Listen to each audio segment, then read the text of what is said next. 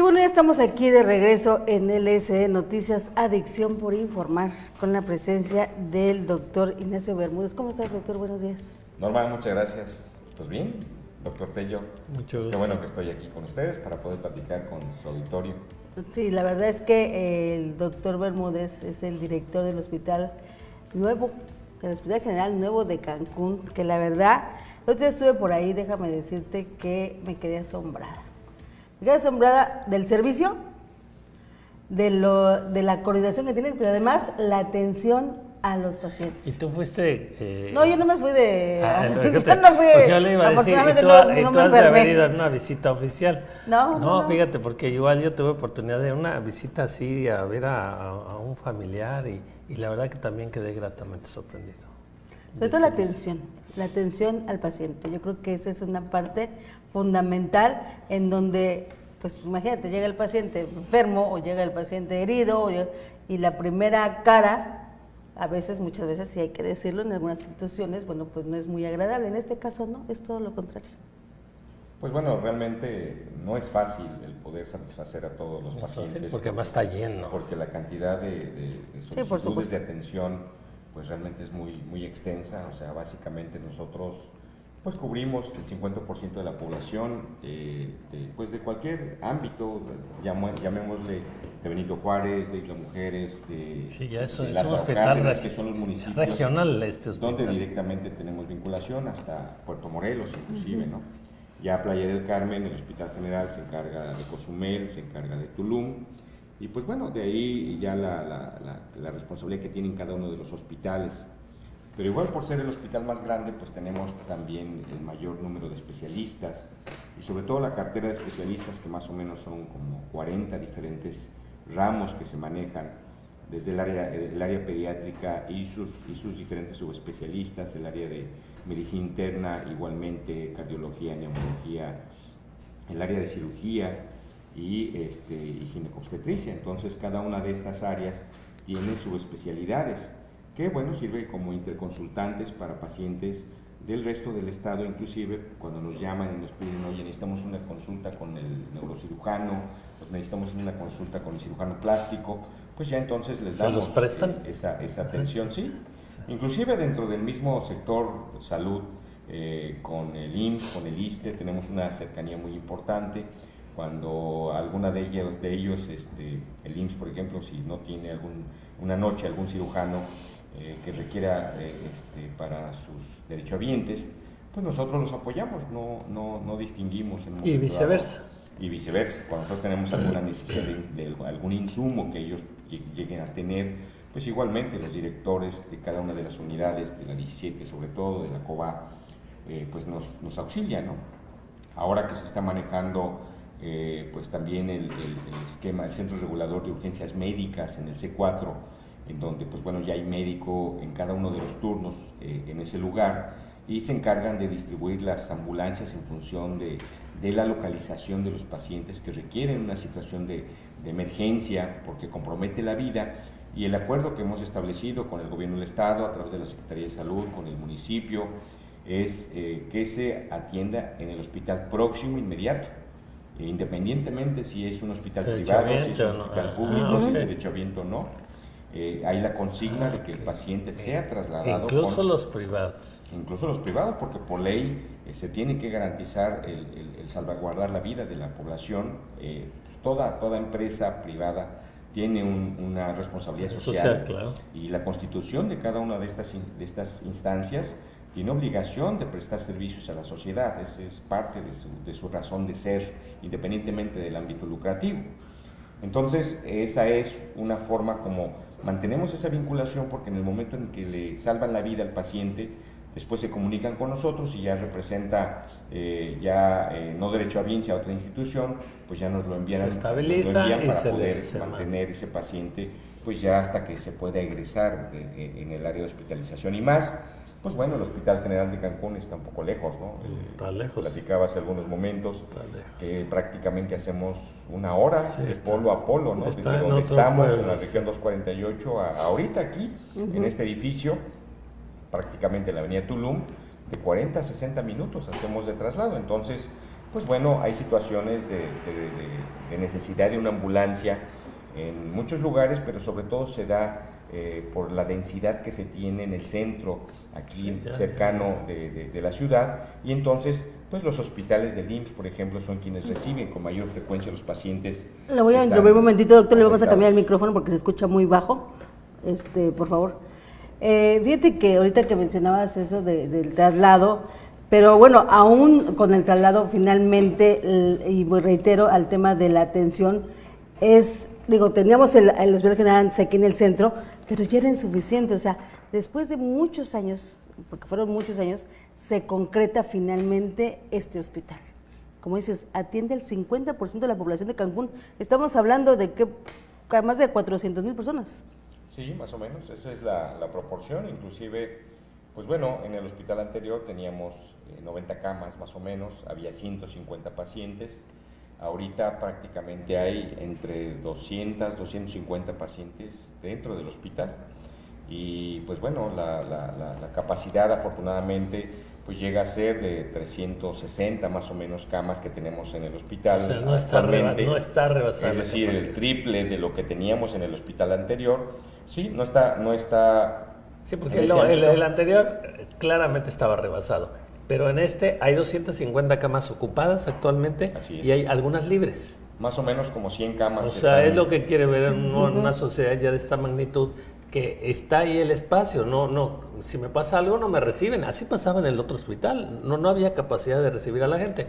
Hoy ustedes están atendiendo gente y tienen espacios, o sea, está la capacidad como debe de ser, un poco más de lo que se necesita, ¿es correcto? Sin embargo, siempre hay momentos en los cuales pues se juntan algunas circunstancias, por ejemplo, el periodo vacacional, cuando es quincena, cuando hay pues más accidentes. Por ejemplo, nosotros recibimos en promedio una ambulancia por hora. Imagínese usted. Wow. Esa es la recurrencia de recepción que tenemos nosotros. Algunos no se internan, pero llega una ambulancia por hora. Sí, a veces llegan 3 al mismo tiempo, ¿no? Wow. Y obviamente pues a veces faltan, en 2 horas nos llega alguna, pero el promedio de recepción de ambulancias es de una ambulancia por hora. O sea que así como ve usted en la televisión esos emergency room, los cuartos de emergencias de las series que hay ahora de cosas de medicina, así están ustedes. Sí, tenemos 2 espacios para la recepción de ambulancias. Tienen 2 espacios para recepción pero pues a veces ya están esperando otras 2. En lo que se baja al paciente, se recibe, se atiende. Y bueno, lo que estamos haciendo nosotros en el hospital desde hace algunos meses es el triage, que implica un médico que se encarga de seleccionar el paciente que llega. Ayer, por ejemplo, su gravedad, ¿no? Ayer tuve una experiencia, estábamos platicando con el Contralor, fue al Hospital General a revisar el hospital, a checar cómo el Contralor General, Rafael del Pozo, estuvo con nosotros y de repente estábamos en la sala de urgencia, impresionado porque está lleno, ¿no? Está muy lleno y en ese momento lo aborda una señora y dice, señor, tengo 3 horas esperando. A ver, señora, ¿qué es lo que tiene? No, pues es que tengo principios de neumonía que me mandaron pues de un centro de salud. Bueno, la señora no estaba tosiendo, estaba con una condición pues, estable, realmente no representaba mayor peligro en ese momento. Claro. Y precisamente dentro del esquema del triage, el paciente puede esperar hasta 4 horas porque no represente un riesgo mayor. Sin embargo, pues la urgencia sentida de la persona, del paciente, pues así se refleja, ¿no? Y nosotros pues valoramos lo que es la urgencia real. Y pues bueno, me dice, bueno, por favor atiende a la señora, vamos a ver qué podemos hacer, que se agilice su atención. En ese momento le hablé al jefe de la guardia, le digo, ¿sabes qué? Vamos a ver, vamos a tomar una radiografía, por lo menos, para poder ver. El jefe de la guardia es anestesiólogo, entonces él hace valoraciones preoperatorias y entonces él puede valorar a la señora, ¿no? Y era una laringitis. Después me pasaron la nota, le digo, pásame la nota a ver qué pasó. No necesitó ingreso, pues realmente era una laringitis y esa era el hay problema. que decirle al público, no es que se subestime la laringitis, ni es que no se pudiera tener presunción de una neumonía incipiente, pero imagínese usted que usted llegara con la cara partida porque acaba de tener un accidente automovilístico y le dijeran, espérese, no lo podemos atender porque la señora llegó primero y podría tener tiene unas molestias en la laringe. Entonces la lógica, ¿verdad?, es la señora, aunque llegó primero, se espera porque el señor trae una herida grave. Entonces esos son los parámetros que ellos utilizan. Bueno, en este caso se le hizo el favor a la señora de pasarla en la fila porque estaba el supervisor para que él viera que no había nada, pero el razonamiento es ese, se le da prioridad a los que tienen en peligro la vida o se están desangrando y no a una persona que tenga una molestia. Ahorita te vamos a revisar, pero tiene que haber estas prioridades, ¿es correcto? Sí, ¿no? entonces si la persona tiene una infección respiratoria de vías altas, pues bueno, y la ocupación es alta también en el hospital, pues tiene la opción de poder acudir a otra unidad, porque el hospital regularmente atiende pacientes en urgencia, claro, que comprometa la vida.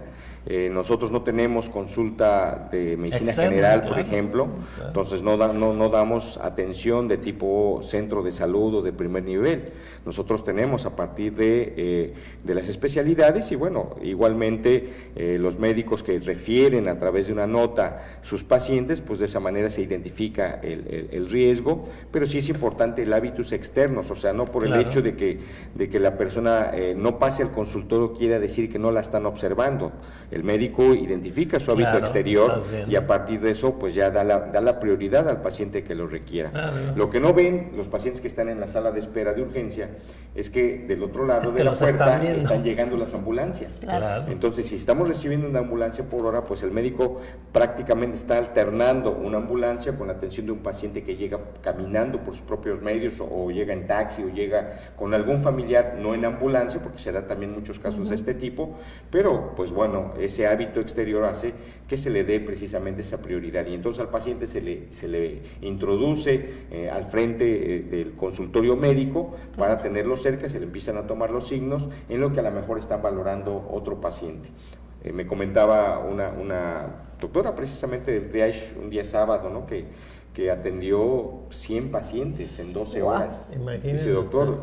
Y pues bueno, ya lo que optamos es pues dividir esa área de identificación y valoración del paciente, que esté 6 horas un médico y después entre otro médico otras 6 horas, porque perdemos es el desgaste, perdemos la agudeza también para poder identificar signos a lo mejor que pueden ser importantes y que no se lograron ver, pues ya por el desgaste que genera la atención pues tan continua, ¿no? Pues bueno, afortunadamente pues hay médicos para cada una de las áreas. Hay médicos que les gusta mucho el área de urgencias. ¿Cuántos médicos hay en urgencias? Sí, pero dale, ¿cuántos médicos tenemos hay? 3 médicos. Más el médico especialista que es de urgencias médico-quirúrgicas. Tenemos en cada turno de 1 a 2 médicos urgenciólogos. Pero ellos habitualmente están en la sala de observación de urgencias, ya se encargan de dar el soporte y son los que reciben los pacientes en la sala de choque. Al acceso del área de ambulancias hay una sala de 4 camas, una es para la atención de un niño grave, otra es para la atención de mujer embarazada que llega en estado de gravedad, porque pueden llegar en el mismo momento, y otras 2 camas para pacientes adultos, hombre y mujer, que compromete la vida y que en ese momento hay que darle soporte vital. Entonces, en ese momento, al ingresar a la ambulancia, se mete a la sala de choque, se le canaliza, se le estabiliza y ahí se decide la continuidad de la atención, que la mayoría de las veces pasa el paciente a observación de urgencias. En observación de urgencias llegamos a tener hasta adultos, hasta 50 pacientes. ¡Wow! Es increíble. O sea, un hospital, hay hospitales de 30 camas, ¿no? Pues solo observación de urgencias llegan a ser 50 adultos, hombres, mujeres. Tenemos una división entre hombres, que es como una C, la mitad es para hombres, la mitad es para mujeres. Tenemos en esa área 4 cuartos aislados, ¿no? O sea, por la buena planeación que se genera en un hospital donde tienes oportunidades de poder distribuir adecuadamente a los pacientes. Y tenemos el área de también observación pediátrica, que son más o menos 15 camas y que habitualmente pues se ocuparán 6, 8 camas. En niños mayores de 1 año sobre todo ya no es tan frecuente el ingreso, afortunadamente, pero sí, sobre todo, pues bueno, el tipo de atención que nosotros ofrecemos, el 30 al 40% representa la atención de mujeres en condición de obstetricia para la atención de partos y cesáreas. Todavía representa una prioridad en México la atención obstétrica, el crecimiento poblacional, un 20% más o menos en pediatría, un 25% en cirugía, hasta el 30% se mueven según la temporada. Cirugía, que la mayoría son o vesículas o apéndices, y obviamente pues otro tipo de cirugías, por eso se hacen laparotomías, para poder determinar en dónde puede ser el origen del problema quirúrgico que requiere la persona, y el otro 25% lo representan los adultos mayores con enfermedades crónicas, específicamente diabetes, hipertensión, pues ya padecimientos, cáncer, por ejemplo, padecimientos que ya se van acumulando, pues sobre todo en la recurrencia del ingreso de pacientes, precisamente por la inestabilidad, y bueno, sobre todo en estas temporadas de vacaciones es frecuente. Bueno, ahorita tenemos lleno el hospital, por cierto, y es increíble. ¿Qué pasa? Porque pensaríamos que la gente, pensaríamos que la gente sale de vacaciones, pues no, la gente de las colonias populares no sale, ¿no? Pero sus actividades diarias cambian. Por ejemplo, los chamaquitos están de vacaciones, andan jugando, se suben aquí, por eso se incrementan los... Esa es una parte. La otra parte es que pues la población nacional, como ahorita estamos en periodo vacacional escolar, sí son entonces turistas. Los turistas hay nacionales turista. se les olvida, más bien dejan sus medicamentos en la casa porque se van de vacaciones y pues bueno, suspenden muchas veces de manera deliberada por decir, pues voy a suspender, todo el año me la pasé tomando medicamentos, ahora no voy a tomar. Y les viene todo el año me pusieron a dieta, ahora voy a comer. Entonces se vienen a Cancún y lo que sucede es que generan recaídas. Generan recaídas. Entonces esa recaída implica descompensación por su diabetes, por su hipertensión, por su infección respiratoria, por el estrés del traslado, por muchas cosas, y pues ahí van al hospital. Entonces la familia, pues el periodo vacacional, pues se la pasa ingresada, ¿no? Ingresada al hospital. Y doctor, ¿tienen ustedes algún protocolo, independientemente de las funciones que cada uno de los miembros del hospital cumple cotidianamente? ¿Tienen protocolos para emergencias? Que se quemó tocó madera, ¿no? Que se quemó un hotel y de repente empiezan a llegar, independientemente de que todos los hospitales tendrían que contribuir, de repente hay muchos heridos en grandes cantidades.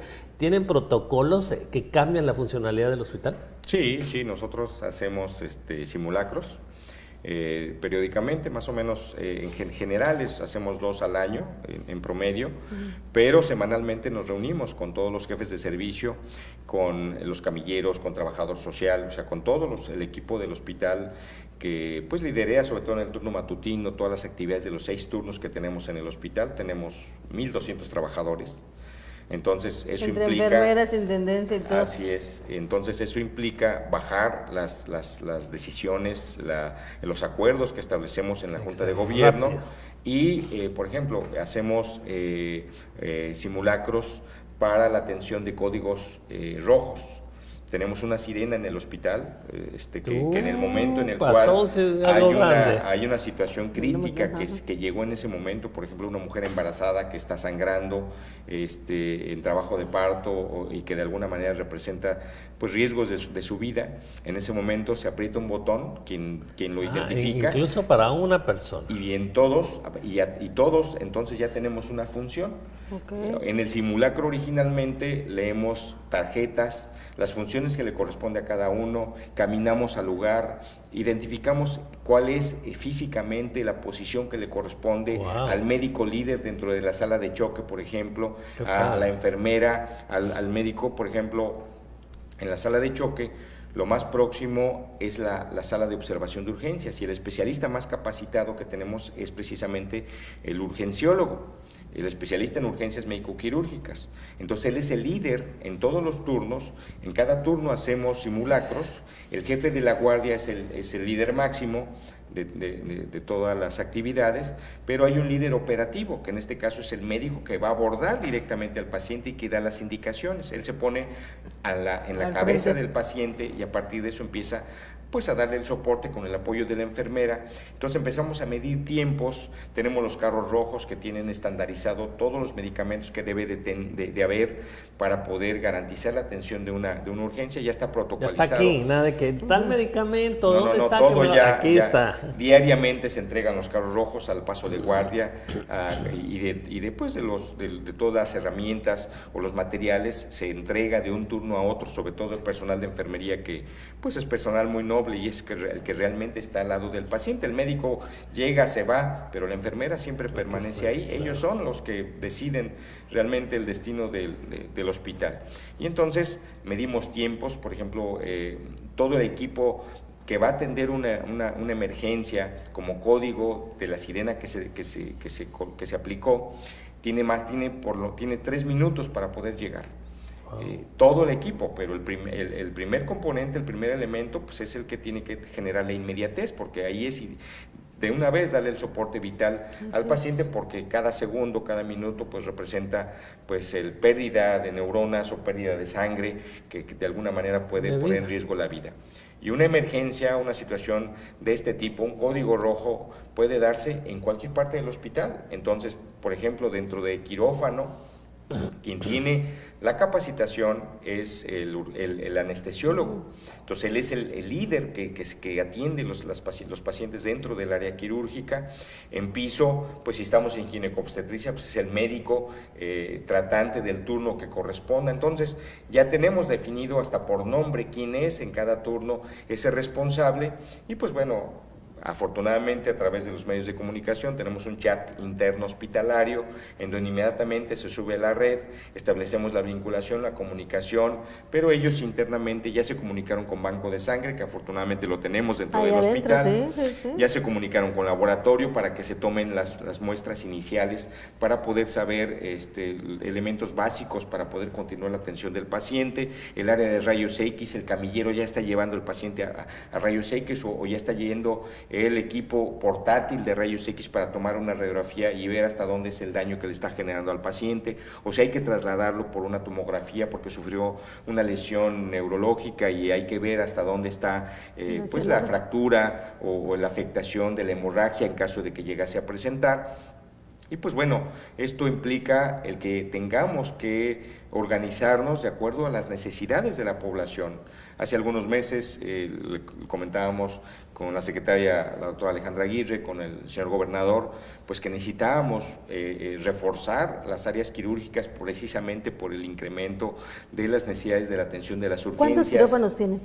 6. 6 quirófanos. Wow. Sí, tenemos 5 quirófanos en un ala y tenemos 2 realmente en el área de obstetricia para la atención de las cesáreas. Simultáneamente podemos hacer 2 cesáreas o si llegan 3 se pasa al área quirúrgica general. Pero bueno, tenemos afortunadamente pues un quirófano para urgencias exclusivamente que está esperando que se reciba esa urgencia para poder atender, uno de traumatología y ortopedia, que ya se imaginarán que es de todos los días la necesidad de llegar a operar. Se han operado de traumatología a veces hasta 20 cirugías, ¿no? Es el más alto índice que se tiene, ¿no? Y obstetricia, okay. Porque igual se hacen, por ejemplo, de 10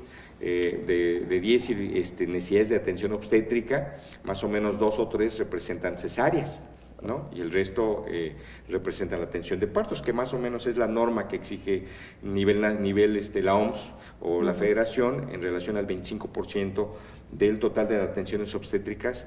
Como máximo tiene que ser la atención de cesáreas. La mayoría hay que darle tiempo para que pueda nacer de manera natural, porque los efectos secundarios pues son menores, obviamente, a través de la atención de un parto. Fíjate qué tan importante es de que, bueno, toda esta explicación que nos acaba de dar, doctor, en esta organización que se tiene, pero yo iría más allá, o sea, para poder tener esa organización también se necesita la parte del ciudadano. ¿Qué tan consciente es el ciudadano en toda esta atención médica, pero sobre todo, ahorita que mencionabas el banco de sangre? ¿La gente está reaccionando a esa convocatoria, por ejemplo? Sí, yo creo que inclusive a veces el banco de sangre se siente rebasado. Seguramente hay gente que ahorita estará diciendo, bueno, es que yo fui al banco y pues dije, ya no había ficha para poder donar, ¿no? Qué padre. Llega el momento en el cual, revés, ¿no? sobre todo más aún por la cantidad de requerimientos de sangre de pacientes programados que tenemos o de pacientes de urgencias. O sea, el banco casi sirve para operar el hospital, aunque también pues se da apoyo a hospitales privados o al ISSSTE, por ejemplo, pero realmente la demanda de necesidades de productos sanguíneos pues sí es muy alta para recién nacidos prematuros, por ejemplo, para todo paciente programado para cirugía mínimo debe tener una unidad de sangre. Sí. Hay sangre, ¿no? Una pregunta, ya vimos solo oír los protocolos de operatividad que tiene el hospital, solo que nos los cuente el doctor, ya es complicado, ¿eh? Imagínense en la vida real. Pero bueno, doctor, ahora, ¿quién tiene acceso, independientemente que sabemos que el hospital o incluso privado, como usted decía, lo atienden si usted tiene una emergencia, pero ya que te atendieron, hay pacientes a los que se les cobra algo, hay a los que no tanto? ¿De qué depende esto? ¿Quiénes son los que tienen derecho a este servicio? O sea, a todos se les atiende, eso lo entiendo, pero ¿quién tiene el derecho al servicio o haya algunos que sí se les cobra? ¿Cómo se maneja esto? Sí, bueno, afortunadamente tú vas a un hospital privado y lo primero que se ve al acceso es la máquina para pasar la tarjeta y hacer un voucher abierto. Y si no te atiendo. Sí, no, en nuestro caso no es así. Nosotros no pedimos nada, ni siquiera la opción de saber si es derechohabiente el Seguro Popular o no. Casi ni si eres mexicano, ¿no? El que llegue ahí herido se le atiende. Exactamente. O sea, el trabajador social inicia su actividad localizando familiares, identificando pues de alguna manera la forma de cómo buscar un contacto para poder precisamente darle pues, la confianza. Los pacientes de emergencia muchas veces llegan solos. Sí, y entonces cuando ya el paciente pues ya está salvaguardada su vida, ya está hospitalizado, entonces ya Trabajo Social se encarga de hacerle su estudio socioeconómico. Obviamente ya pasó el médico interno o el médico pasante o el médico residente. Tenemos también una escuela dentro del hospital de enfermería de diferentes universidades que envían del país al hospital. Pues, llegamos a tener hasta 40 médicos internos de pregrado, o sea, el hospital es grande, y distribuirlos y los de de especialidad, residentes de cirugía, medicina interna, pediatría, anestesiología, ginecobstetricia. Y también tenemos rotaciones de campo de especialistas que ya están por salir, van 4 meses o vienen 4 meses al hospital y hacen su rotación ya pues complementando las acciones que se generan. Entonces, a partir de eso ya el paciente se identifica su ficha de identidad y pues se ve si tiene seguro popular o no tiene seguro popular. La mayoría, yo diría que el 90-95% de la población que acude al hospital tiene seguro popular. Y la mayoría de las atenciones que requiere pues los criterios de aceptabilidad del Seguro Popular pues están incluidos en la atención que se le da. Más o menos un 5% serán aquellos que no tienen Seguro Popular, muchas veces porque se pasó su reafiliación o porque definitivamente pues piensan que no iban a enfermar y entonces pues se quedan a la deriva. Esos pacientes, pues bueno, se les hace un estudio socioeconómico, la familia se le identifica y se ve la propuesta que ellos tienen para poder generar el pago de ser necesario y pues bueno, el resto ya nosotros lo aportamos según esta condición socioeconómica para que el paciente pueda salir lo antes posible del hospital. La prioridad es desocupar una cama para poder darle atención a los demás. Entonces, para mí sería pues más complicado el hecho de estar reteniendo pacientes y sobre todo no teniendo la oportunidad de poder acceder a otros más que requieren la atención. Así es. Doctor, ahorita uno de los temas que está causando pues un poco de alerta es el tema de la influenza. ¿Qué tanto tenemos problema de la influenza aquí en Cancún? Sí, bueno, la influenza es una enfermedad que quizás para muchos es nueva, sin embargo desde los 50 se está estudiando, desde 1950 por ahí, en los laboratorios mexicanos.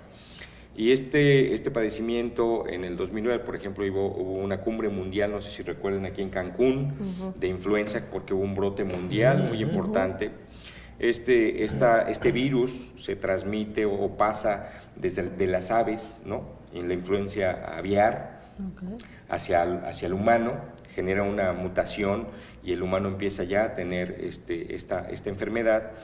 Y originalmente la OMS pensaba que el efecto por ahí del 2000 hasta el 2010 iba a ser realmente demoledor para toda la población en el país por la capacidad de mutación que tiene el virus de la influenza, que es similar al virus de la gripe. No tenemos curación para la gripe, por muy simple y sencilla que sea. O sea, simplemente se maneja a través de sintomáticos. Es una infección, es una enfermedad viral, ¿no? Y cada año se tiene que vacunar a la población de riesgo para poder contrarrestar el efecto de la influenza.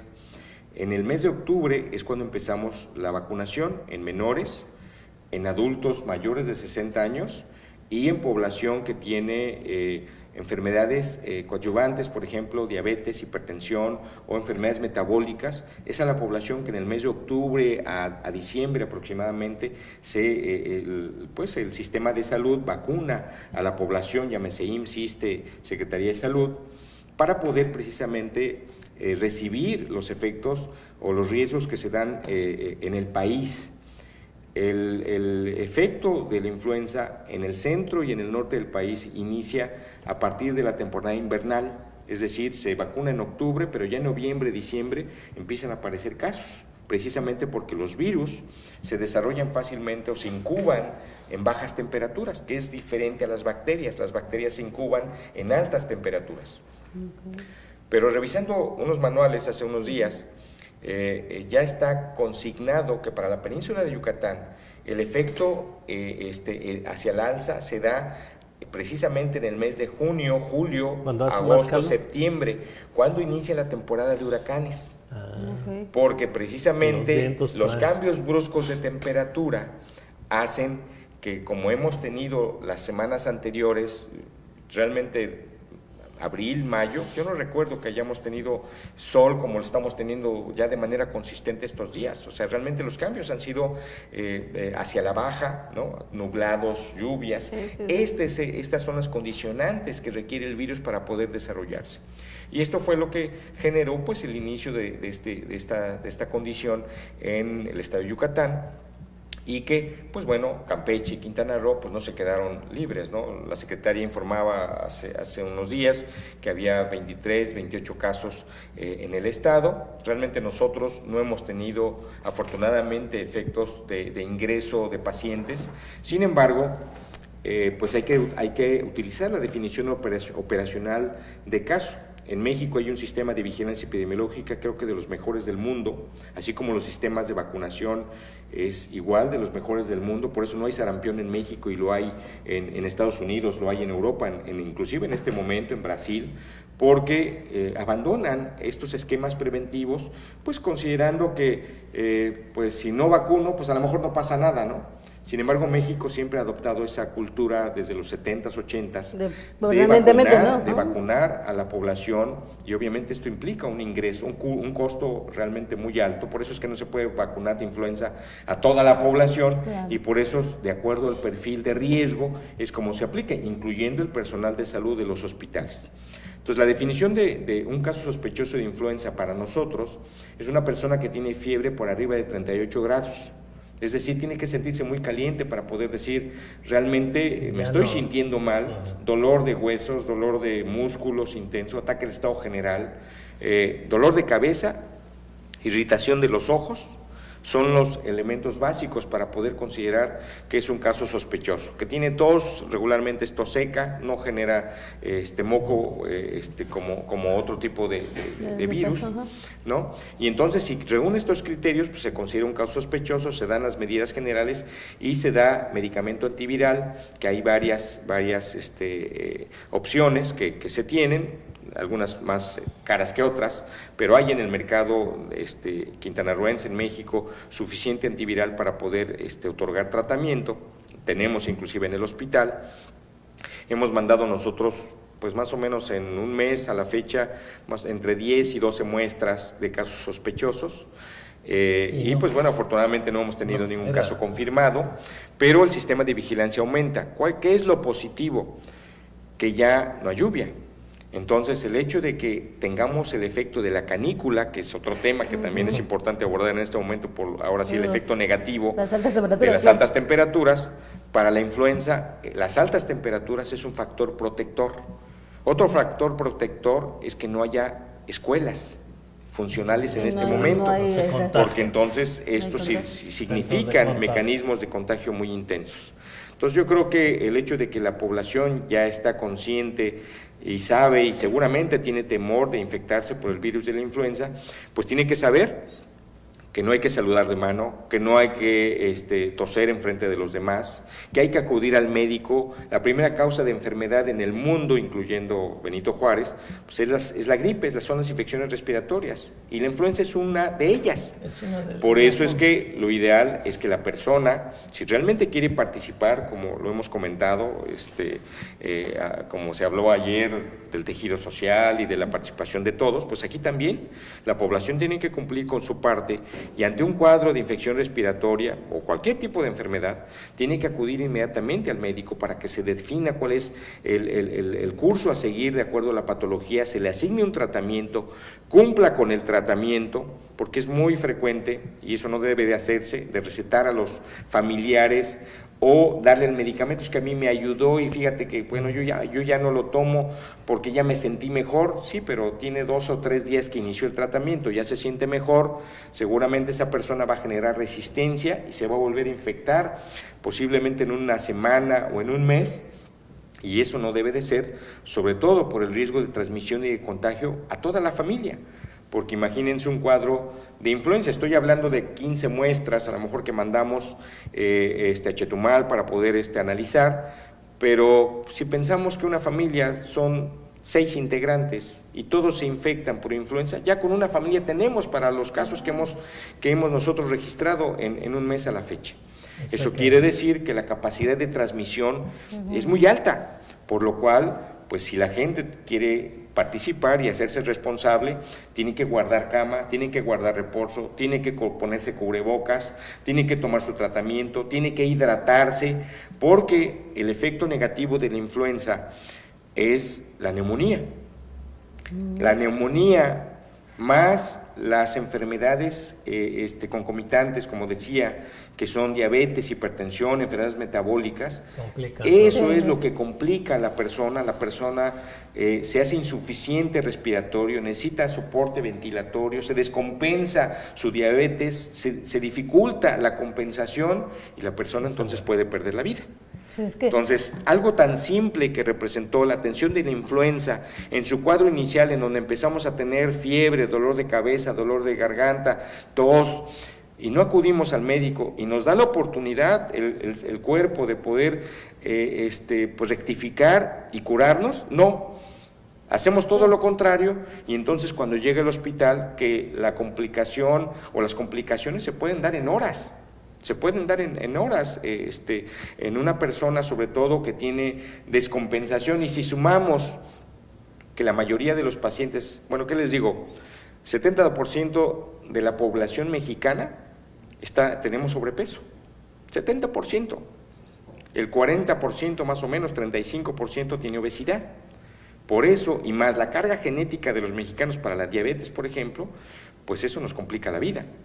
Y si se agregan este tipo de infecciones o enfermedades, pues obviamente pues el riesgo representa pues sí una situación de crisis, ¿no? Alto, claro. Pero bueno, afortunadamente esperemos que el efecto de la canícula, que dura 40 días, en donde se espera que haya temperaturas por arriba de 35 grados, ahora sí que va a competir la temperatura ambiental con la temperatura corporal. Y entonces el virus por sí mismo se va a autolimitar o se está autolimitando para poder pues terminar esta temporada. Sin embargo, pues la gente tiene que tener consciente que si reúne estos criterios de riesgo, en la temporada siguiente, es decir, ya están ahorita preparando la vacuna que hay que aplicar en el mes de octubre para prepararla para la temporada del siguiente año. Por eso es que la persona dice, pero es que ¿por qué yo voy al centro de salud y no me vacunan si ahorita la necesito? Todo tiene que planearse, así como hablamos del hospital, de cómo tenemos que atender al paciente, que tenemos que hacer simulacros, que tenemos que trabajar contra el reloj, así como un coach de un equipo de fútbol, pues tenemos que trabajar con un guión en donde definamos dónde debe estar el personal, porque nunca es suficiente. Pero bueno, la parte que le corresponde a la población, pues es muy importante porque tiene que también madurar la realidad, pues de buscar o considerar el autocuidado de la salud y hacer que cumpla con los criterios que se requieran. Pues ahí tiene usted un panorama muy amplio ya que nos dio el doctor. Aquí la recomendación, después de todo lo que nos dijo el doctor, es: 1, no automedicarse, acudir rápidamente al centro de salud, y otra, nos volvemos expertos, los ciudadanos nos volvemos expertos en enfermedades, qué barbaridad. Y otra, pues el tema de prevención. Yo creo que el origen de todo, como mencionaban incluso ayer en el programa que presentó el gobernador, es precisamente tratar de educar a la ciudadanía en el tema de prevención, no hay otro. Pues doctor, muchas gracias por haber venido con nosotros, por ampliarnos el panorama, por sentirnos orgullosos de que cuánto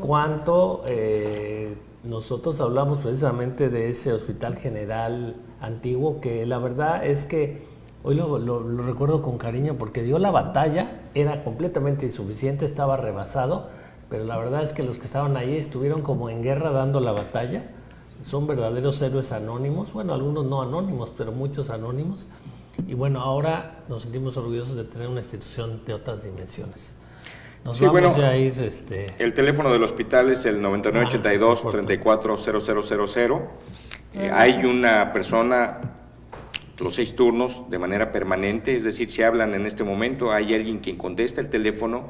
No se da información confidencial, pero sí se orienta en relación a la localización de alguna persona que desapareció, etcétera. Y está también esto es un teléfono además localizable, ¿no? Así es. O sea que si igualmente, igual a la población, toda persona que sobre todo en horas hábiles, en la mañana, en la tarde, fundamentalmente, que está abierta la consulta externa, está abierta la dirección, acuda a la dirección del hospital para poder recibir su perspectiva de cómo están atendiendo a su paciente, y con mucho gusto personalmente les voy a dar yo el servicio y la atención y el seguimiento. Igualmente mi teléfono, yo creo que ya lo he dado. Todo el mundo lo tenemos. Todo el mundo lo tiene, pero digo, quién sabe cómo lo consiguen, pero cuando me llaman, pues no es importante realmente quién está llamando, sino cuál es la necesidad que se requiere en ese momento. Entonces, a partir de eso, yo establezco comunicación con los jefes de guardia, buscamos al paciente, identificamos su necesidad, el requerimiento de la urgencia que muchas veces el familiar del paciente nos orienta en base a alguna situación que está percibiendo, que no estamos detectando nosotros, a lo mejor no hemos llegado a ese paciente, y pues bueno, con toda la confianza igual, comuníquense para poder hacer que podamos agilizar los procesos. Hay jefes de guardia en cada turno, a través del área de urgencias de la sala de espera, hay una persona pues que vigila accesos. Pregunten por el jefe de la guardia ahí para que en lo antes posible pueda salir a informar. Seguramente pues no va a ser inmediato porque pues tenemos 250 pacientes adentro, que hay que identificar aquellos que requieren prioridad, atención, seguimiento, organización, pero también la gente que está en la sala de espera pues hay que darle tranquilidad, y eso implica que estemos vinculados con ellos para poder pues ofrecer pues lo que tengamos en nuestras posibilidades para poder pues tranquilizar la condición de la evolución que tiene el paciente. Pues muchas gracias, doctor. Y lo más importante es que el doctor no solo se sabe el tema, lo habla bien, lo conoce, sino que la realidad está ahí y es cierta. Los que hemos tenido la oportunidad de ir a este hospital, sabemos que realmente está funcionando. Como él dice, somos humanos, pero la verdad es que funciona bien, y la actitud de las personas es una actitud de servicio. Muchas gracias, doctor, por venir. Claro. Vámonos, que sí. Nada más, ya... rápidamente quiero repetir el número de teléfono: 9982-340000. es la atención del Hospital General. Doctor, muchísimas gracias por haber estado con Norma, nosotros. para servirte, doctor Tello, pues un placer estar con ustedes y pues gracias por la oportunidad de poder comunicarnos con la población y pues darles algunos tips en relación a cuál es el papel que les corresponde y sobre todo también recibir nosotros sus observaciones para tratar de mejorar todos los días. Buenos días. Hombre, al contrario, valorar lo que es el Hospital General y cuidarlo. Yo creo que eso es la mejor que podemos hacer como ciudadanos. Muchísimas gracias, nos despedimos. Nos vemos mañana. Nos escuchamos mañana, pásenla bien, que tenga un excelente día. Muchas gracias.